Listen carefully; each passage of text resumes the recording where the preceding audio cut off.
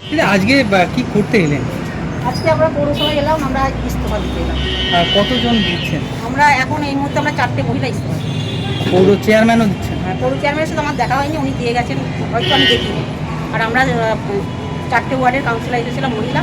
15 নম্বর ওয়ার্ডের কাউন্সিলর কাশ্মীরা বেগম শেখ, আর 8 নম্বর ওয়ার্ডের কাউন্সিলর চুমকি বাগ, আর 11 নম্বর ওয়ার্ডের কাউন্সিলর কাশ্মীরা বিলকিস খাতুন, আর আমি হচ্ছে 3 নম্বর ওয়ার্ডের কাউন্সিলর মানসুরা বেগম শেখ। মূলত কি কারণে ব্যক্তিগত কারণে আমরা ইস্তফা দিই। দলের প্রতি কোনো ধরনের কোনো অনীহা বা? না, দলের প্রতি আমাদের কোনো অনীহা নেই।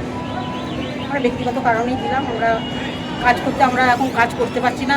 আমরা এখন যারা আমাদের ভোট দিয়েছে জনগণ, আমাদের কাছে তাদের কাছে আমরা দায়বদ্ধ। তাদের কাজটা আমরা না করতে পারার জন্য, ড্রেন টেন সাফ করার জন্য, বা আমাদের যে পথশ্রীর কাজ, যেগুলো কাজগুলো অসমাপ্ত হয়ে আছে সেই কাজগুলো আমরা করতে পারছি না। এবার লোক বারবার আসছে, আমাদের সাথে জবাবদারি করছে, আমরা তাদের কোনো সদুত্তর দিতে পারছি না, উপরন্তু আমরা কাজও করতে পারছি না। এই ধরনের কাজ করতে পারছেন না, এই বিষয়টা কতদিন ধরে চলছে?